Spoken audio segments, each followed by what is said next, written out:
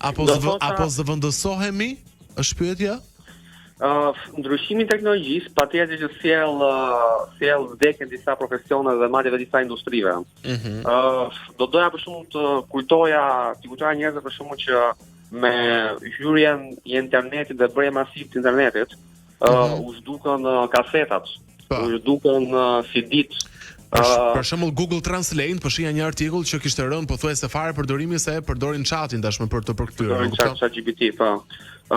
Ka kompani shumë të mëdha, për shembull mund të përmend kompani si Kodak, që ka qenë një kompani shumë e madhe që prodhonte edhe aparate fotografike apo filma, e cila nuk është më sot në treg fare. Po, se i bëjnë me celular, po.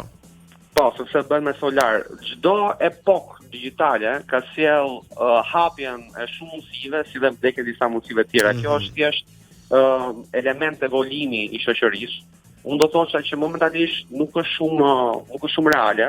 Do thonë nuk duhet të trombe njerëzit nga humbja e profesionit e tjerë, por është afërt. Ja marrin një prezantues për shembull Live from Tirana me AI, e kupton? Po, patjetër që do ndodhi, si duhet shikosh, do thonë të shikosh. Më duket Roni se kam një fast food lagje që kërkonte punojës. Po dëgjoj, po sigurt ai fast foodit të marrë një kështu punojës me AI. Po, mund të siç është Tesla Diner në Las Vegas, që ka marrë totalisht robot. Jo, është patjetër ne qeshim, por është diçka që do thosha ne mund të jemi brezi i fundit, Roni, që do shikojmë disa teknologji dhe metodika jete të caktuara, të cilat do zhduken një herë për gjithmonë. Të tipit. Unë për shembull bëj shpesh, do thonë, për arsye biznesi, për arsye pune dhe familjare, bëj shpesh rrugë në Amerikë dhe kam parë se Amerika është më e ndikuar nga teknologjia dhe mund të them që sot dhe para 4 vite që hera parë do thonë që pash një supermarket i cili nuk ishte fare punojës. Ishte pjesë e rrjeteve Amazon Go, do thonë të Jeff Bezos, ku ti futeshe dhe duhet krijoja një user dhe mund të merrje produkte nga rafti, pa dashur të komunikosh me punonjës. Po, nuk kisha kaf, thjesht merrje dhe dilje. Qartë. Për shembull kjo është një shenjë, do thonë që jemi në hapat e parë të ndryshimit të mënyrës se si ne bëjmë blerje. Po shkojmë drejt një epoke të re.